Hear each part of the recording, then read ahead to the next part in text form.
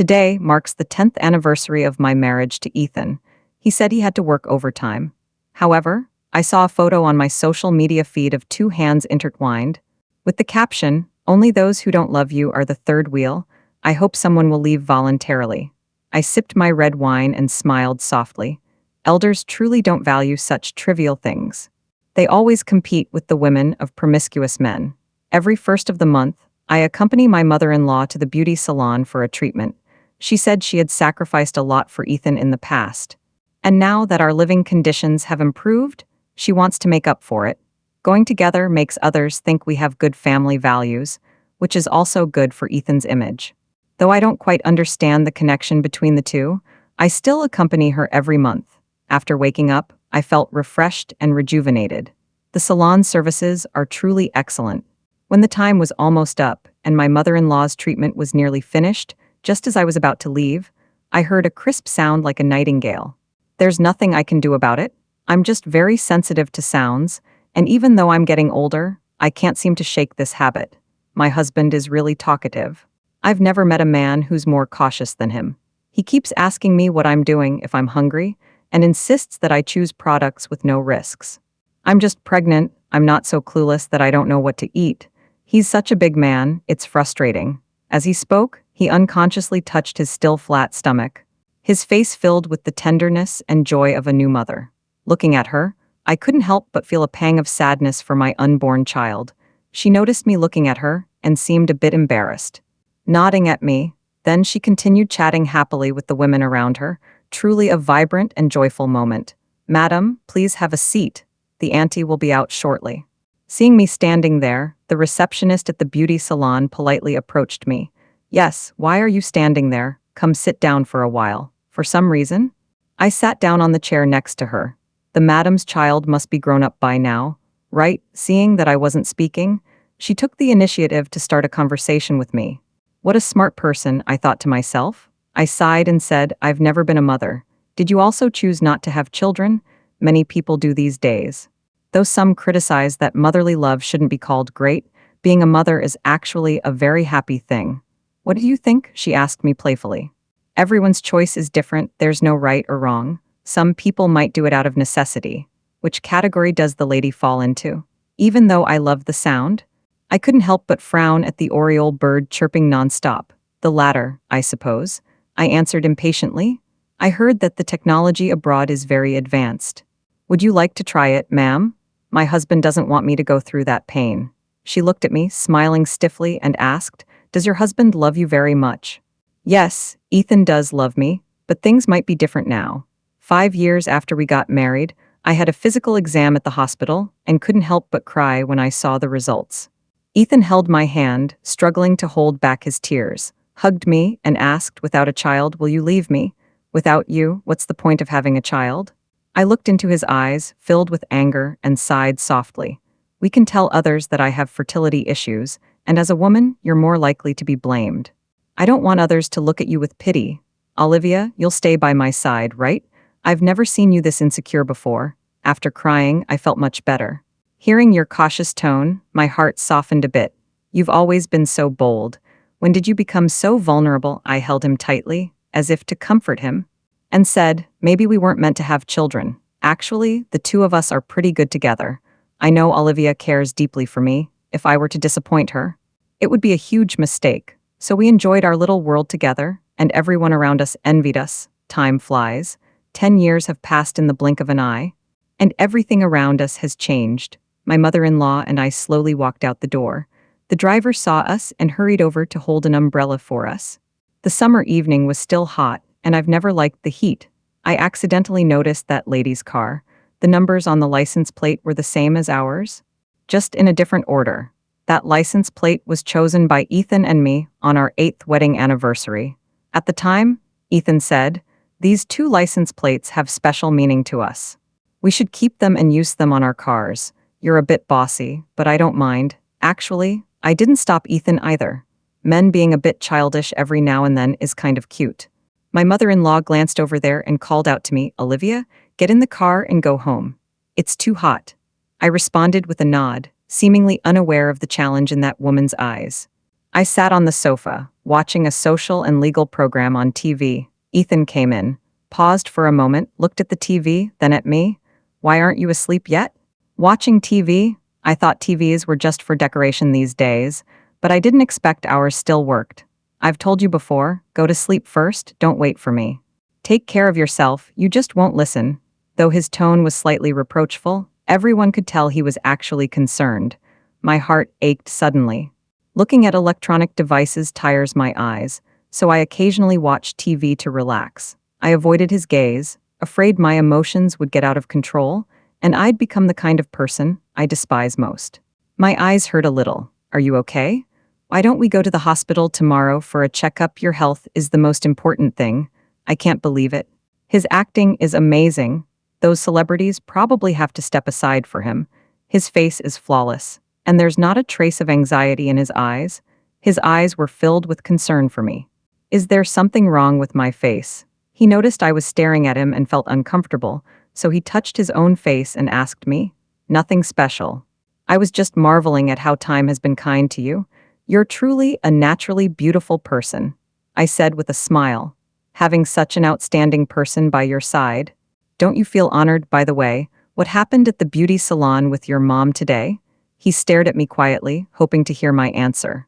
I chuckled to myself. This man, actually, I didn't have any particular thoughts, but I did hear a very pleasant voice, like a nightingale. He paused, surprised by my response. You're such a voice enthusiast. Does that mean my voice isn't pleasant now? You once complimented my voice, saying it was magnetic and suited for a radio host. Am I being ignored in his interruption? I felt like the beautiful day was about to end. However, I could still smell the fishy odor on his shirt. My husband said he would cook fish for me today. Although he particularly dislikes the fishy smell and finds it unpleasant, he still offered to cook it for me. This surprised me, and I couldn't help but listen to him for a few more minutes. He finally came back. He'd gone to prepare the fish. How interesting. I also love eating fish. When my parents were still alive, my mother would cook fish herself, and my father would carefully remove the bones for me, watching me eat until my mouth was full of oil. Though he'd tease me, saying I didn't act like a girl, he'd still place pieces of fish into my bowl one by one. My mother glanced at my father and said, Olivia acts just like a girl. There's nothing she shouldn't do. My father whispered to me, your mother is really strong-willed, but she's right. Thinking about this, I couldn't help but feel moved and my eyes grew a little moist. Later, I heard that his father used to sell fish, so he really disliked the taste of fish. Because of this, I never ate fish in front of him. Even if I wanted to eat it, I would eat it beforehand at a restaurant, then hurry home to take a shower and change clothes to avoid smelling like fish. As I reminisced, I realized that I had also experienced that kind of special pampering. Time makes beautiful things seem even more beautiful. Back then, we were still in college. I was in so much pain from my period that I was tossing and turning in bed, and I called Lucas crying. It was already past 11 p.m., and the dorm doors were locked. I don't know how he managed to get out. I placed the medicine and brown sugar I had bought in a basket, handed it to the window on the second floor, and asked my roommate to help me brew a cup. He also brought over a few steaming sweet potatoes. I knew he must have kept the freshly bought sweet potatoes in his arms. Later, he would prepare these things in advance every month, with the only constant being the sweet potatoes in the dead of night, though many might see this as a small matter. To me, these actions were expressions of love. I was still deeply moved by the sincerity of young people's feelings. Years have passed, and though I no longer experience menstrual cramps, recalling these incidents still warms my heart. However, he is still wholeheartedly in love with someone, but it's no longer me. Do you remember those sweet potatoes? I was in so much pain that I could only eat a bite, leaving the rest for my roommates. Your clothes were all in disarray back then. We were so innocent. Those days were so beautiful. He kept holding my hand just like before, gently patting my back. Things are better now than they were before. That's right. You've definitely become better, I thought to myself. I won't let myself become someone who even feels sorry for themselves. If I can't have special love, then I'd rather not have it at all. While I was asleep, he quietly went to see his mother-in-law to ask about what happened at the beauty salon today. He thought I was sleeping soundly and wouldn't be woken up by his quiet movements, but I hadn't fallen asleep at all. Mom, did Olivia see Sophia today? She probably saw her, but might not have recognized her. You must handle this quickly and make sure Olivia doesn't find out. But Mom, Sophia is carrying my child. I can't let my child be born without a mother. I want his life to be complete. I don't care. The child must stay. That woman can't step foot in our Ethan family's door. Olivia, I have to work overtime today and won't be coming home. Go to bed early and don't stay up waiting for me. Take care of yourself. I raised an eyebrow. Do they really think I know nothing as I get older? I installed a surveillance app on his phone, complete with recording and video capabilities. Whether it's phone calls, WeChat, or anything else, I can record it all. If I want to, I can even capture the scene at the time. I never imagined that someone I've known for so many years would betray me. I naively believed that even if the whole world opposed us, Ethan would stand by me. It's precisely because I was betrayed by the person I trusted most that I feel my heart is being torn apart. As if the world has lost all its color. Now, I keep telling myself, Olivia, you have to let go. Once I sort out my emotions and let go of those unnecessary hopes, my mind will become clearer. Someone who actively tells others their whereabouts every day couldn't possibly have done things so perfectly. I looked at the messages about Sophia. They were indeed posted by someone inside the company. Her parents worked hard to raise her, yet she was lured by the city's glamour. Instead of being accompanied by a secretary, she was always with the financial director. I'm just curious where the previous CFO went. Fresh out of college, burdened with the glory of graduating from a prestigious university, they began their careers as seniors and juniors. Is there anything more heartbreaking than being told you're old before you're even born? You hate that I was born too late, and I hate that you were born too early. This delayed regret makes it even more unforgettable. It's truly touching. I wonder if reincarnating earlier would have led to a different life. The young girl desperately wants to showcase her strengths, attract the attention of those in power, secure a place in the heart of the person she admires, and become his one and only special person. So, she wants to use the license plate number we've always wanted to keep as proof of your love for me. She wants the same bag and the same clothes as me. And she insists that Ethan must accompany her to choose them personally, so that the items she picks will make her feel at ease. On our 10th wedding anniversary, I accidentally made Ethan nervous, but he stayed by my side, letting the baby in my belly feel his love. Time and again, I made Ethan realize how important he is to me. With such a virtuous and kind wife at home, why would he care about such trivial matters? She keeps testing Ethan's limits, making me look like a fool time and again. Ethan is at an age where he doesn't get angry over a young girl's little provocations. She became different because she was jealous of me, which I found amusing. It made me realize that this was my charm. I pampered her even more, wanting her to know my charm and the superiority I felt, though I had a premonition in my heart. Seeing my young lover change still made me feel uneasy. As the only child of a wealthy family, I was spoiled growing up. I thought to myself that if I didn't do something to repay her, I'd be letting myself down. A license plate number is just a string of numbers, but no one should do something that upsets me in front of me. It had started so early, and I hadn't even noticed. On our 8th anniversary, Ethan suggested we celebrate just the two of us, choosing a number with a good meaning to put on the car I gave him, so others could see it at a glance. At the time, I looked at him and thought he was a bit childish, but then I remembered the memo I'd saved on Weibo, and I understood. His love has always been passionate and bright, full of boldness and flair. We spent 2 afternoons on the weekend researching and selecting numbers I liked, as well as some with good meanings. We finally decided on one, and he said we should keep the others with different positions for future use. It turned out he meant to put both on the car, and one of them wasn't actually mine. The license plate for mine was one the little girl had chosen after much deliberation, and this was the last one left.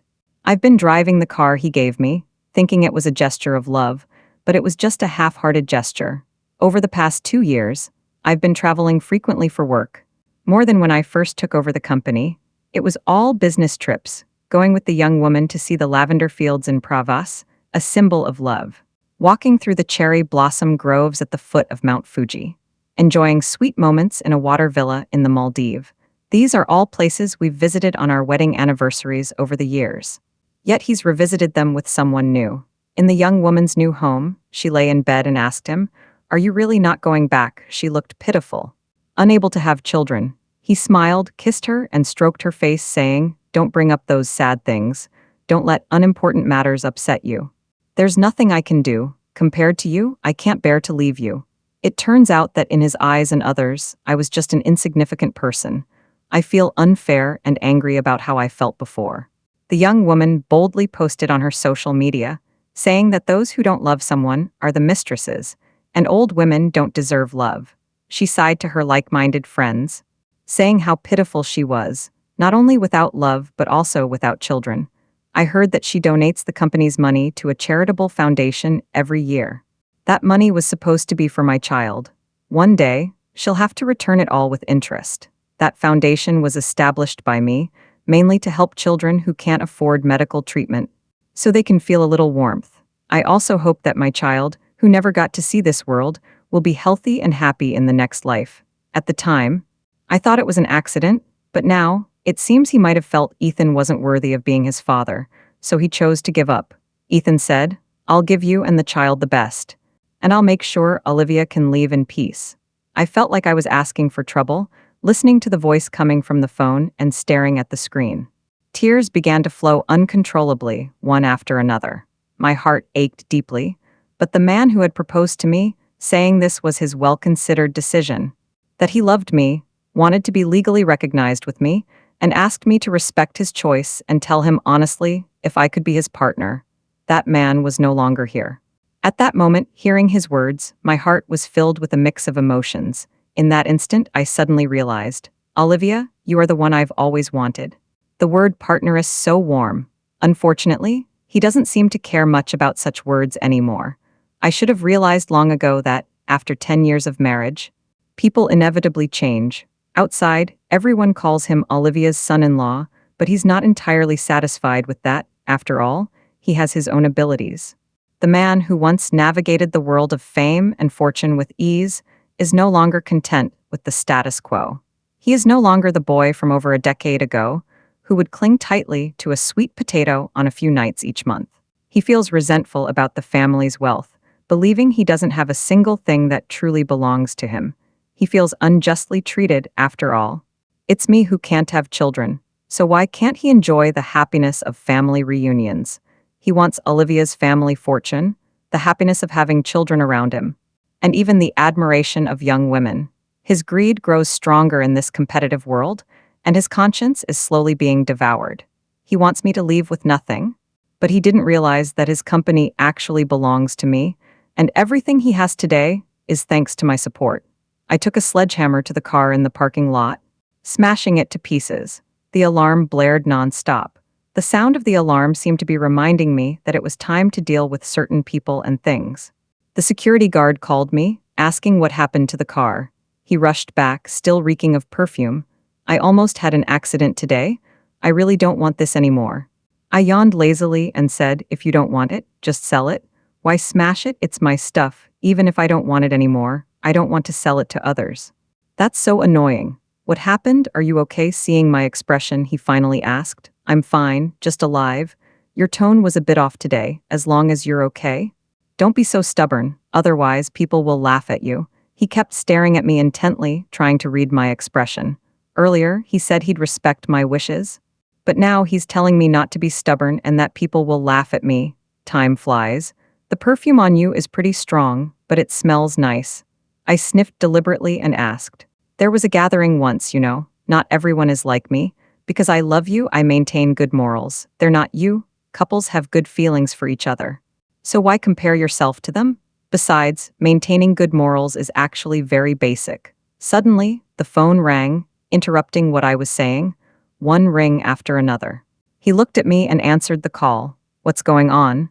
How did you let her get taken away by the police? Don't you know her situation?" He glanced at me but didn't say anything. "Olivia, go to bed early. There's a problem with a project at work and I have to go handle it. I might not be back for a few days. Take care of yourself and Mom." "Go ahead. I'll take good care of Mom." He left in a hurry, not noticing the meaningful look I gave him. Should I also suggest to her parents that they should educate her properly? I was a bit curious if Ethan had done something wrong. I thought about it for a moment and then made the call. The next morning, before I could go to take care of my mother-in-law, she was already sitting on the sofa waiting for me. What happened at Ethan's company? Why did he leave in such a hurry? She sat on the sofa, looking at me expectantly, hoping for a clear answer. Ethan said there was a minor issue with a project, and he went to handle it. It shouldn't be a big deal. As I spoke, I picked up the drink on the table and took a sip. To be honest, the situation at the mall is changing rapidly. As Ethan's wife, how can you be so irresponsible? How can you even have the heart to drink? Mom, I've never interfered in Ethan's company affairs, so I know nothing about the situation there. If helping only causes trouble, that wouldn't be good. You're really no help. Compared to Sophia, the words left unsaid were clear to everyone. Ethan didn't make any mistakes. He voluntarily paid the overdue taxes and penalties. When he left, he encountered Sophia's father and mother heading to the police station. Sophia, how could you get pregnant? Whose child is it? Seeing her daughter's drastic change, she couldn't help but shout, Mom, stop shouting. It's already embarrassing enough. Let's talk about it at home. What's there to talk about at home? Say it here. We worked so hard to send you to school, and you haven't even gotten married. Where did you get a child? It's truly shameful. Now we know how embarrassing it is? Sophia's sister-in-law asked, bringing Sophia's father and mother. Curious onlookers began taking photos with their phones. What's it to you? You're my sister-in-law. Not my mother. You have no right to interfere. Sophia glared angrily at her sister-in-law. Just say it. Let's settle this here. Your sister-in-law can't handle it? I've always had the right to speak. Sophia's father had remained silent, but finally spoke up. Dad, what am I supposed to do now? Don't I care about my reputation? As the only daughter in the family, Sophia had always been spoiled by her parents. You don't have to say anything, but call that man over here and let him explain himself. Sophia looked around but didn't see the person she had been thinking about. Ethan's assistant arrived to pick her up. You must be Sophia's boyfriend, right? Sophia's mother asked. He looks decent, but I'm a bit concerned about his character. She thought to herself, Mom, he's not like that. Don't say such things. Auntie, please don't misunderstand. I'm just here to pick up the director's assistant. The video went viral overnight. Ethan's company faced a significant drop in stock prices due to tax evasion. He was busy explaining the situation to the board and focusing on stabilizing the stock prices, paying no attention to the public's curiosity. Everyone was speculating about who the father of Sophia's child was, with various rumors circulating online. As long as she doesn't acknowledge the child's identity, people will keep wondering. But no one expected Ethan to react this way. It must be said that Ethan's image is indeed very solid. I watched that video several times. When Ethan returned, he looked dejected. After asking about the company's situation, I showed him the video. I asked in a gossipy tone, do you know who director Sophia's boyfriend is? Everyone was discussing why she spoke so ambiguously. And that guy, apparently the woman is already pregnant, yet he doesn't even have the courage to acknowledge it. Ethan couldn't help but turn to me and say, don't talk during meals and don't chat while sleeping. How did you become so gossipy? Why do you enjoy talking about others' business? Pay less attention to those trivial online matters. I rolled my eyes. I was just curious to see what would happen. I have no idea when Sophia, the director, will publicly reveal the identity of the child's father.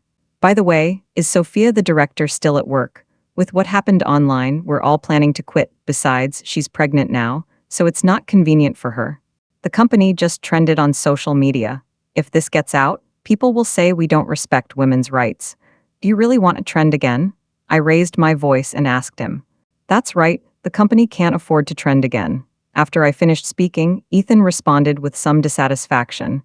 Have Sophia, the director, reveal the father of the child sooner. Otherwise, the company will be trending every day, which isn't good.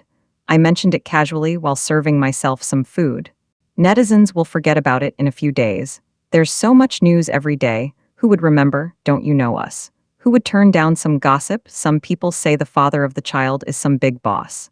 But why won't she admit it? Just then, Auntie, who was bringing my favorite dessert, took over the conversation. What you're saying makes sense, but how could someone as outstanding as Sophia be a mistress? Some people just don't know their place, and no matter how outstanding they are, it doesn't matter. Enough, that's rude. Let's go. Auntie gave me a glance and then left quietly. I'm not sure if this is true, but if it is, I wonder which wife could endure such humiliation. Thankfully, I'm not that kind of person. If I were, I'd never let them get away with it. The mother and son exchanged glances but didn't stop me, instead letting me continue. Sophia, the director, is indeed unlikable, but what's even more infuriating is the person behind her. Not only do they lack a sense of responsibility, but they also betrayed someone else. It's unforgivable. Seeing that Sophia refuses to reveal the father of her child, rumors have started spreading online. This time, there were quite a few people discussing it, and some even posted about how likely Ethan was. Many people thought it was impossible, but others said that if you rule out all possibilities, what's left is a possibility. You shouldn't make yourself feel this way. If you divorce, how could Olivia's family let you lose everything? Olivia, are you out of your mind? When I asked Christopher to help me buy back the stocks again, he angrily said to me, Christopher is a student from a disadvantaged family and is now the executive president of Olivia's family. I'll endure it for 3 more days. If it doesn't work out after 3 days, I won't endure it anymore. There are only 3 days left. Sophia was called by the police again, but Ethan didn't take it too seriously because of the previous incident. The 2 alarms had lowered Ethan's guard, but the next day, Ethan was also arrested. Ethan's relatives were all panicking, calling me one after another, none of them knowing what to do. Olivia, you must help Ethan. He didn't mean it, you know him. He's really a good person. Mom, do I really know him? Is there something you're hiding from me? My mother-in-law's eyes darted around, not saying a word. I stared at her silently, not saying a word either. Our Ethan family has been good to you, hasn't he? All these years, Ethan has been kind to you, hasn't he? You can't have children, and everyone says it's his fault. My child is also suffering. If it were someone else, there might be many illegitimate children.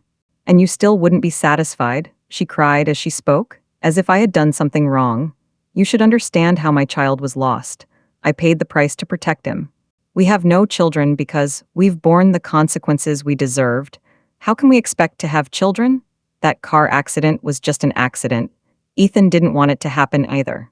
He offended someone. Why should my child suffer because of him?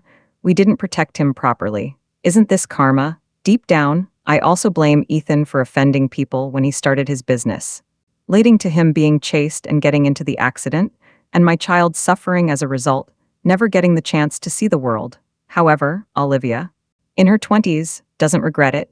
After all, they were truly in love back then. She was willing to sacrifice everything for him. Ethan's mother cried while accusing me of being heartless. Isn't her son the heartless one? Isn't this what should happen? The phone rang repeatedly. Olivia, I had no idea about this. It must be Sophia meddling behind the scenes. She's the company's financial director and should be held responsible for this matter. Help me hire a professional lawyer. I'm sure I can get through this crisis. Looking at this man, I suddenly felt like I didn't recognize him at all. He actually had this side to him. But why should I hire a lawyer for someone who betrayed me?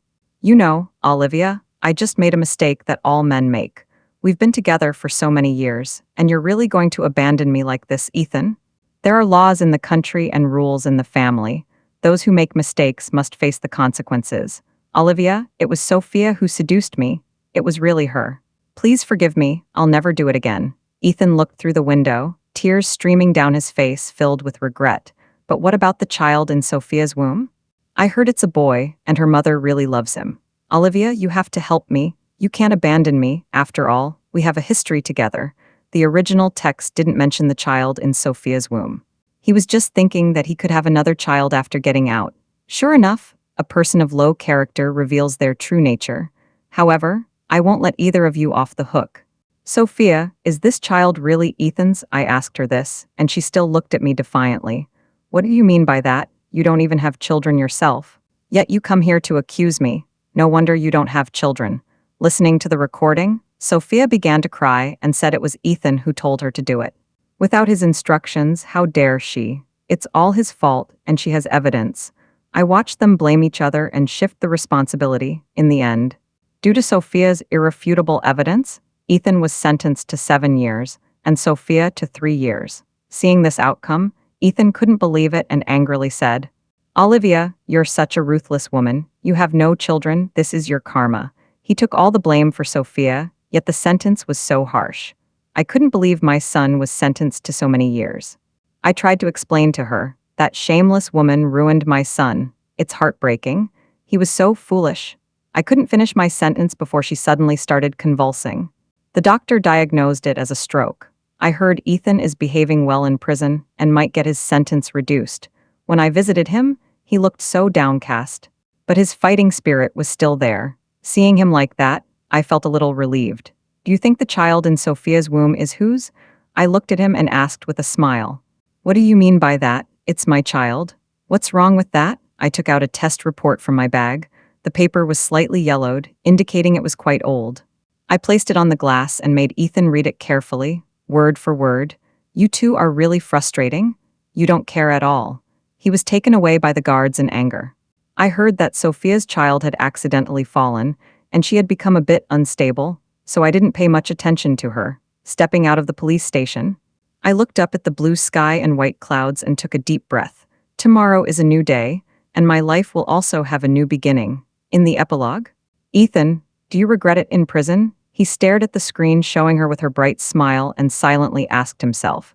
It was a complicated feeling. A mix of regret and not wanting to regret it. Once, when I went with my dad to deliver fish, I saw a girl chasing butterflies in the garden. I was so engrossed that I didn't hear my dad calling me several times.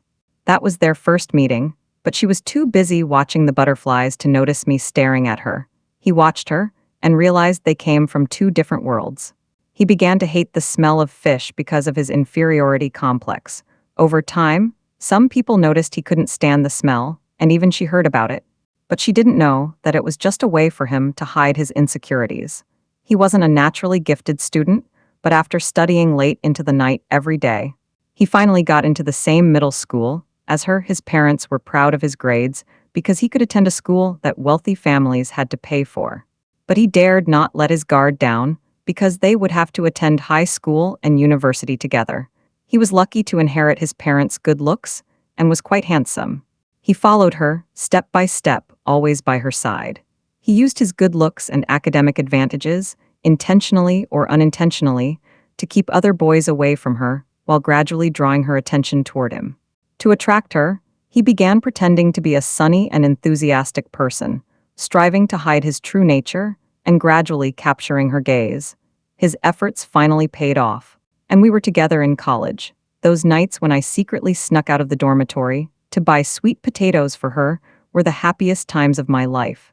I felt like I was chasing the moon. Later, he learned in a car accident that their child had died. At that moment, he felt like the whole world had collapsed. He knew that if he handled this poorly, he might truly lose her. He cried and begged her, showing his vulnerability. Though she was deeply saddened, she chose to forgive him because she still loved him.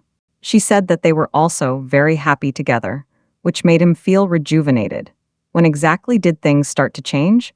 Perhaps it was when he saw her effortlessly handle tasks that had taken him so much effort to complete. Or maybe it was when outsiders kept calling him Olivia's son-in-law, or even when young girls looked at him with admiring eyes.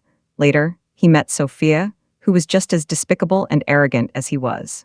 Seeing her reminded him of himself when he was young, and he felt sympathy for her. At the time, he didn't realize that sometimes, feeling sorry for someone can send a different message. Gradually, money and desire began to control him. He hadn't forgotten where he came from, it was just that he was inherently selfish. Sometimes he dared not look Olivia in the eyes. Yet he noticed she trusted him deeply. When he learned Sophia had encountered her at the beauty salon, he felt extremely uneasy, even dropping the fish he was preparing. Only then did he realize the family hadn't bought fish in ages. He casually asked her if anything had happened today. She replied, nothing. In that moment, he believed something and felt a sense of relief. It turned out that over the years, he hadn't become any kinder. He was still as disappointing as ever. When she came to visit him in prison and saw that piece of paper, he felt as though he had been transported back to several years ago, to that heartbroken, sobbing version of himself. See, she's always been like this. She would never show mercy to those who betrayed her. It turned out that he had actually hoped she would pay attention to him. However, she understood that she would never appear again in his life.